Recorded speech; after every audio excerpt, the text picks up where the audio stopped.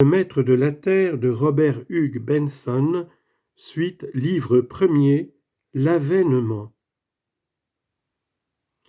En ce temps-là s'élèveront beaucoup de faux prophètes qui séduiront un grand nombre de personnes.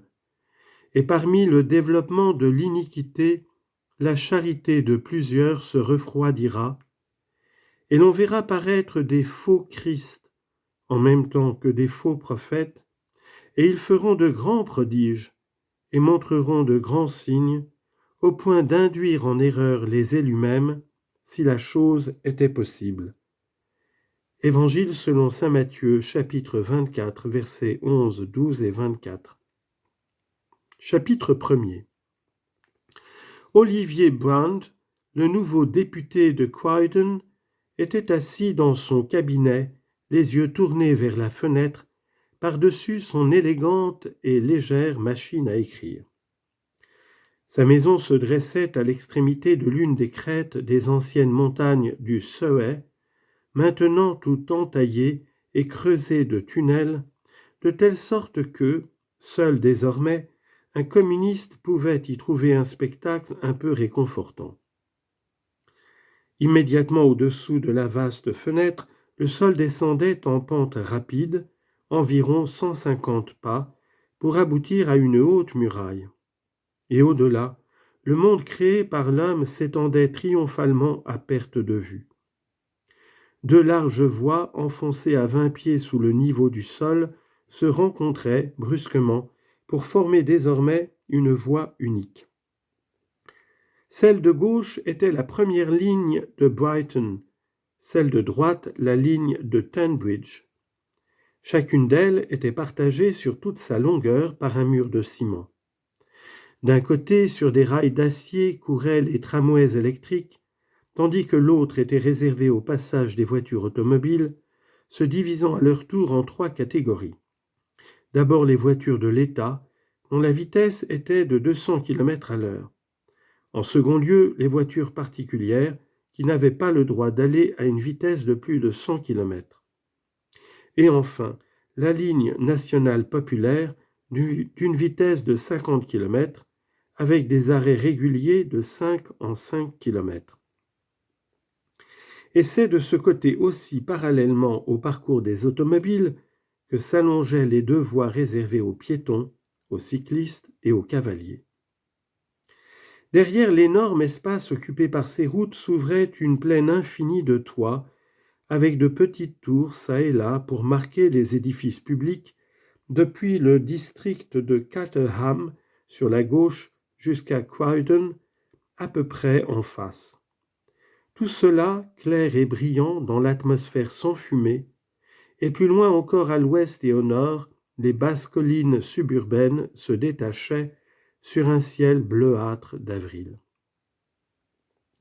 Ce paysage était singulièrement silencieux en comparaison du mouvement continu qui le remplissait, à l'exception du frisson bourdonnant des rails d'acier lorsqu'un train passait, et par instants de l'exquise résonance des grands moteurs aériens. On entendait dans le cabinet d'Olivier absolument rien d'autre qu'un murmure étouffé et confus qui imprégnait doucement l'air comme le murmure des abeilles dans un jardin. Olivier, d'instinct, aimait tous les signes de la vie humaine, toutes les traces de travail ou de récréation, et il regardait dans l'atmosphère transparente avec un sourire vaguement rêveur. Mais bientôt, il serra les lèvres, remit les doigts sur les touches de sa machine à écrire et poursuivit la rédaction du discours qu'il préparait. Il y avait 2 ans que, s'étant marié, le jeune député avait loué à l'État cette petite maison, située très heureusement à tout point de vue. Construite dans un angle de l'une de ces vastes toiles d'araignée qui recouvraient à présent tout le pays, elle était assez voisine de Londres pour ne lui coûter que fort peu. Car toutes les personnes riches s'étaient retirées au moins à 100 km du cœur affairé de l'Angleterre. Et cependant, elle était aussi calme qu'il pouvait la désirer. D'un côté, Olivier se trouvait à 10 minutes du Parlement, de l'autre à 20 minutes de la mer. et l'arrondissement électoral qu'il représentait s'étalait devant lui comme une carte ouverte. Sans compter que, en 5 minutes de plus, il pouvait se transporter à la grande station terminus de Londres, où il avait à sa disposition les premières lignes d'État allant dans tous les sens. Pour un homme politique de fortune modeste et souvent appelé, comme il l'était, à parler à Édimbourg, tel lundi, et à Marseille le lendemain mardi, il était aussi commodément logé que personne peut-être de sa condition. C'était un homme de figure éminemment agréable et sympathique, à peine âgé d'une 30aine d'années, les cheveux noirs, coupés de près, les yeux bleus, petits, mais d'une expression à la fois virile et attirante, la peau blanche et fine. Ce jour-là en particulier, il paraissait extrêmement satisfait de soi-même et de toute chose. Ses lèvres remuaient légèrement pendant qu'il écrivait. Ses yeux frémissaient d'excitation, et souvent il s'arrêtait de nouveau pour considérer distraitement la perspective qui s'ouvrait devant lui. On frappa à la porte. Un homme d'âge moyen entra, portant une liasse de papiers, déposa les papiers sur la table sans dire un mot, et fit mine de vouloir s'éloigner. Mais Olivier d'un signe l'invita à rester. « Eh bien, monsieur Phillips, il y a des nouvelles de Lorient, monsieur, dit le secrétaire. » Olivier posa la main sur les papiers. « Un message complet ? demanda-t-il. »« Non, monsieur, la communication s'est interrompue une fois de plus, mais le nom de Felsenburgh est encore mentionné. » D'un geste rapide, Olivier souleva la lourde liasse de feuilles imprimées et se mit à les parcourir. « La 4e feuille, monsieur, dit le secrétaire. » Olivier secoua la tête d'un geste d'impatience, et M. Phillips, comprenant le désir de son chef, se hâta de sortir. La 4e feuille du courrier, imprimée en rouge sur papier vert, sembla absorber profondément l'attention d'Olivier, car il la relut 2 ou 3 fois, adossé dans son fauteuil. Puis il soupira, puis de nouveau regarda vers la fenêtre. Tout à coup, la porte se rouvrit et une grande et svelte jeune femme apparut. « Eh bien, mon chéri, demanda-t-elle. Mais Olivier haussa les épaules d'un air mécontent. « Rien encore de définitif, répondit-il. D'ailleurs, écoute ceci. » Il reprit la feuille verte et commença de la lire tout haut pendant que la jeune femme s'asseyait sur le rebord de la fenêtre auprès de lui. C'était vraiment une créature charmante, cette jeune femme, avec des yeux gris, sérieux et ardents, des lèvres rouges pleines de santé, et un port de tête et d'épaules infiniment gracieux.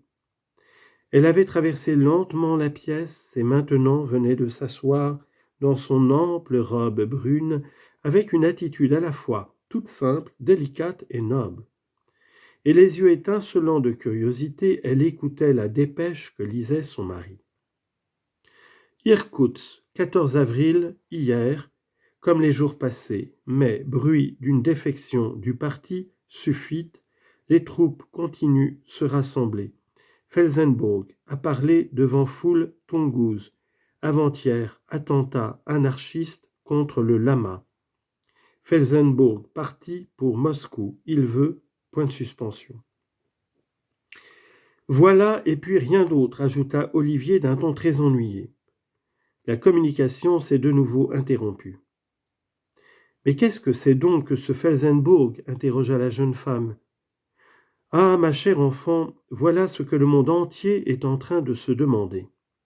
On ne sait rien de lui jusqu'à présent, si ce n'est que, au dernier moment, il a été admis à faire partie de la délégation américaine envoyée en Orient.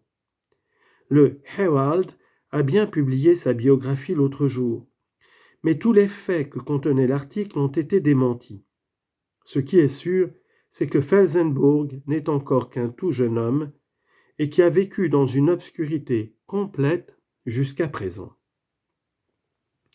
En tout cas, le voici bien sorti de son obscurité, observa la jeune femme. Oh, certes, on dirait vraiment que c'est lui qui dirige toute l'affaire. Jamais les dépêches ne font mention des autres. quel bonheur au moins qu'il soit du bon parti. Mais toi, que penses-tu de tout cela ? Olivier, qui avait tenu les yeux fixés sur elle, détourna son regard vers l'horizon.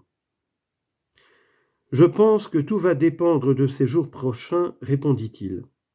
Il n'est point douteux que depuis 5 ans déjà, l'Orient s'est préparé à attaquer l'Europe. L'intervention de l'Amérique seule l'a retenu. Et voici maintenant une dernière tentative pour l'arrêter. Mais pourquoi est-ce ce Felsenburgh qui se trouve à la tête de l'entreprise nouvelle ? Il s'interrompit un moment puis reprit. Assurément, ce doit être un linguiste extraordinaire.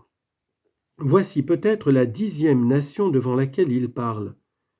En vérité, je me demande qui cela peut bien être. N'a-t-il pas un prénom ?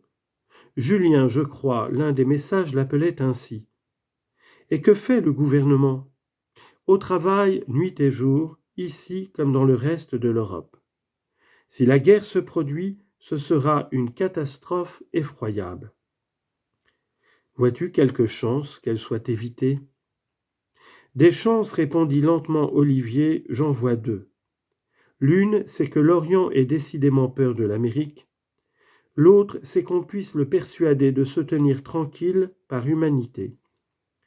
Car enfin, si ces peuples d'Orient parvenaient à comprendre que la coopération est l'unique espoir du monde, mais avec ces maudites religions dont ils ont l'esprit saturé. La jeune femme soupira et se détournant aussi, considéra la vaste étendue de toit sous la fenêtre.